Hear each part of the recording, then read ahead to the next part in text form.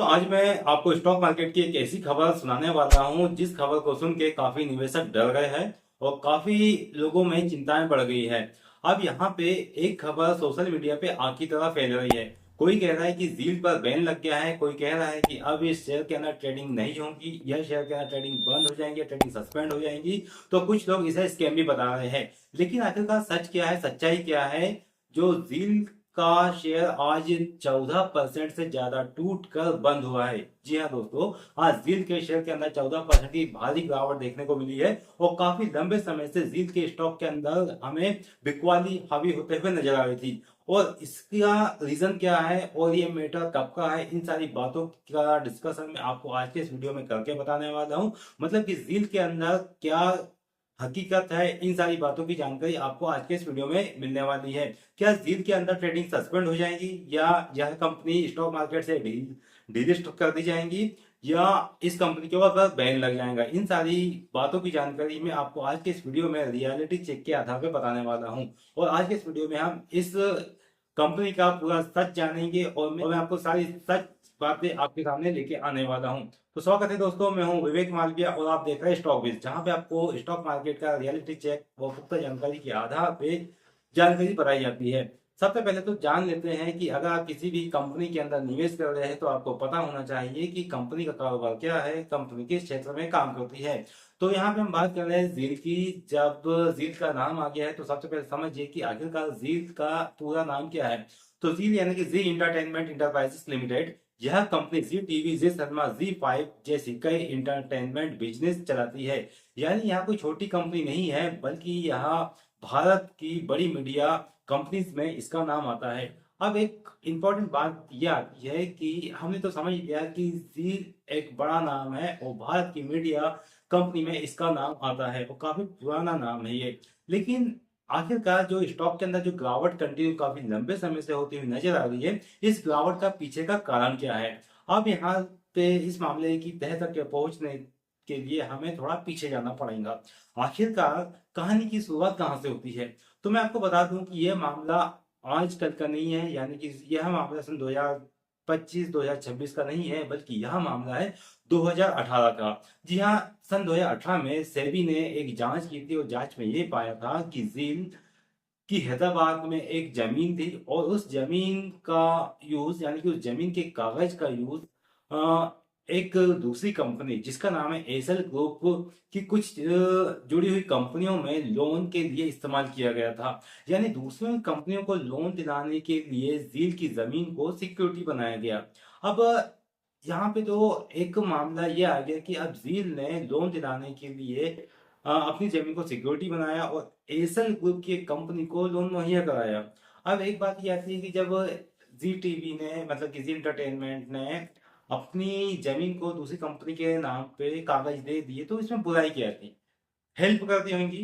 लेकिन इसके पीछे एक सच्चाई है, क्योंकि खास करके एक कंपनी जो स्टॉक मार्केट में लिस्टेड है, वो स्टॉक मार्केट में लिस्टेड होने के बाद में बिना जानकारी के वो किसी अदर कंपनी को जमीन के कागज गिरवी रख के लोन मुहैया करा रही है, तो ये एक बहुत बड़ा रेड फ्लैग हो जाता है कंपनी के लिए। तो इसकी बातों के ऊपर हम आगे बढ़ेंगे। सबसे पहले मैं आपको बता देता हूँ सिक्योरिटी, क्योंकि काफी लोग सिक्योरिटी शब्द से अनजान है। तो जो लोग अनजान है उनको मैं बता दूं कि सिक्योरिटी का ना शब्द तो एक छोटा सा है, लेकिन इसके मायने बहुत बड़े हैं। अब इसको आप छोटे से एक एग्जांपल से समझिए। मान लीजिए कि आपके पिताजी के नाम पे एक घर है और आपका कोई रिश्तेदार आता है और बोलता है कि मुझे लोन चाहिए।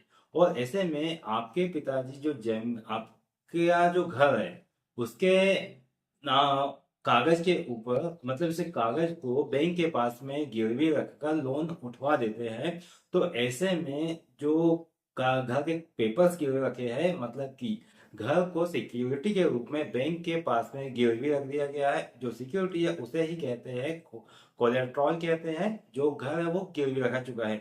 अब ऐसे में अगर आपका रिश्तेदार वो लोन नहीं चुका पाता है तो बैंक के पास ये अथॉरिटी होती है कि वो लोन का पैसा वसूलने के लिए उस घर को बेच सकता है और बेच के अपने पैसे वहां से वसूल सकता है। तो यही बात तो आप समझ गए होंगे कि सिक्योरिटी का मतलब क्या होता है। तो यानी कि अगर आपके पास में कोई संपत्ति है और आप दूसरे के को लोन मुहैया कराने के लिए उसके पेपर्स गिरवे रख रहे हैं तो एक मामला बड़ा आ जाता है। और यही आरोप जो है वो जील के मामले में लगाया गया है।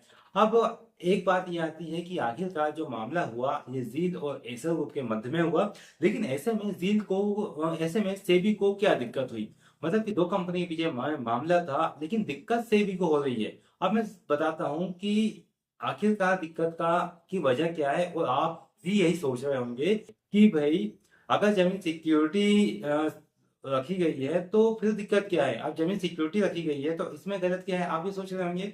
तो मैं बताता हूँ कि आखिरकार गलती कहाँ हुई। तो सेबी का कहना है कि अगर किसी कंपनी की कोई बड़ी प्रॉपर्टी, ध्यान से सुनिए, अगर कोई कंपनी की कोई बड़ी प्रॉपर्टी किसी दूसरे काम के लिए इस्तेमाल की जाती है तो उसके लिए कुछ नियम होते हैं, और उन नियमों के अंतर्गत ही यहाँ पे काम करना होता है।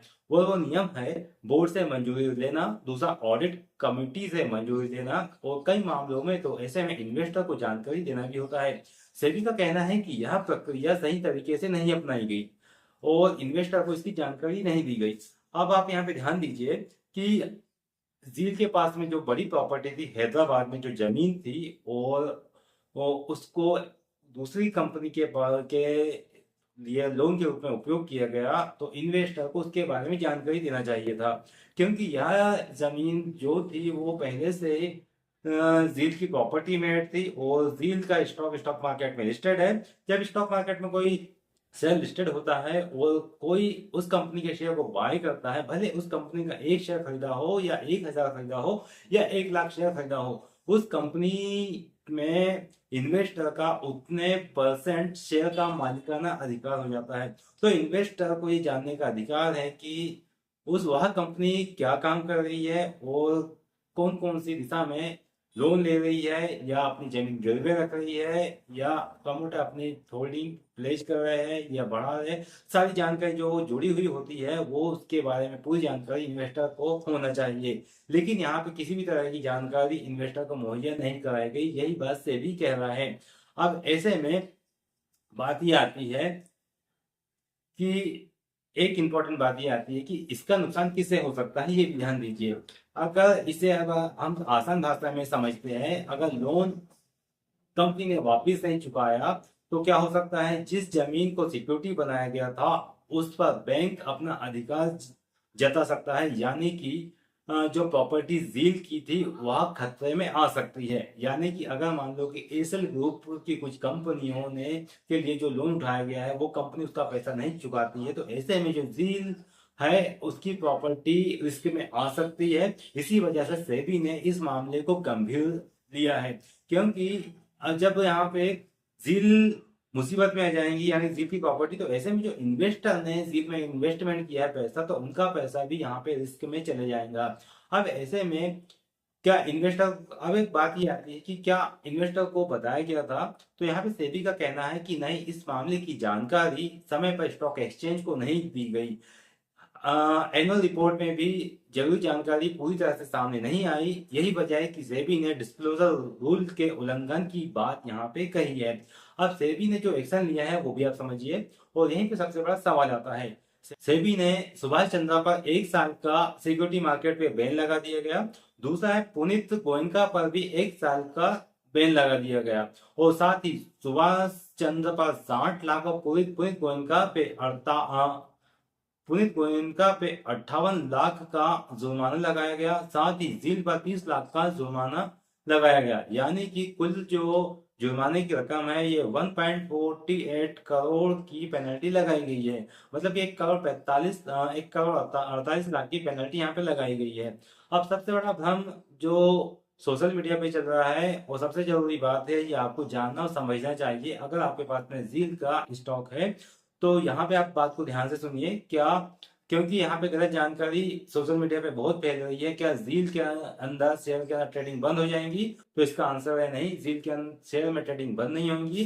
क्या एनएससी और बीएससी पे इसकी ट्रेडिंग बंद हो जाएंगी? तो इसका आंसर है एनएससी बीएससी पे भी इसकी ट्रेडिंग बंद नहीं होंगी। जील का शेयर सामान्य तरीके से खरीदा और बेचा जा सकता है। यानी सेबी की कार्रवाई का मतलब ये नहीं कि शेयर की ट्रेडिंग रुक जाएगी।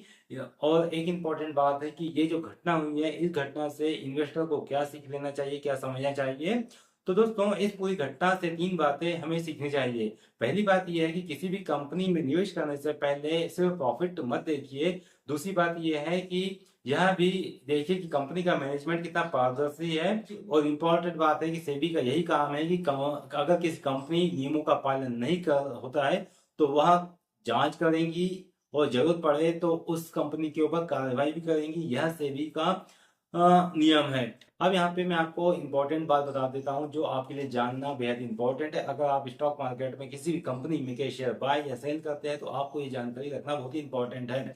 दोस्तों, आज हमने किसी भी कंपनी के ऊपर कोई भी आरोप नहीं लगाया, ना ही हमने किसी कंपनी को बुरा साबित करने की कोशिश की है। हमने यहाँ पे सेबी के ऑप्शन को आसान भाषा में समझाने की कोशिश की है, जो आपको समझना चाहिए। अगर आपको लगता है कि ऐसी ही जानकारी आपको सरल भाषा में आगे भी मिलते रहे, और कंपनी के अंदर कौन कौन सी खबरें आ रही है, कौन सी कंपनी के अंदर डीलिस्टिंग सस्पेंशन की खबरें आती है, अगर इन सारी बातों की जानकारी आप आसान भाषा में समझना चाहते हैं तो आप हमारे चैनल को सब्सक्राइब कीजिए, बेल नोटिफिकेशन को ऑन कीजिए, और स्टॉक मार्केट की अपडेट्स के लिए आप हमारे साथ बने रहिए। अगर आपके पास कोई ऐसे स्टॉक है जिसके अंदर इस प्रकार की समस्या है, इस प्रकार की प्रॉब्लम्स है, और आप चाहते हैं कि उस टॉपिक के ऊपर आपको डिटेल एनालिसिस मिले, तो कमेंट में आप जल्दी से उस कंपनी का नाम मेंशन कर दीजिए। और आप कमेंट करके ये भी बताइए कि आपके पास में जील का शेयर इस समय आपके पोर्टफोलियो में है, क्या आपने जील में इन्वेस्टमेंट कर रखा है। अगर हाँ, तो आप कंपनी का नाम मेंशन कर सकते हैं। मिलते हैं दोस्तों अगले वीडियो में ऐसी इन्फॉर्मेटिव जानकारी के साथ। तब तक के लिए आप अपना ध्यान रखिएगा। Thanks for joining. नमस्कार।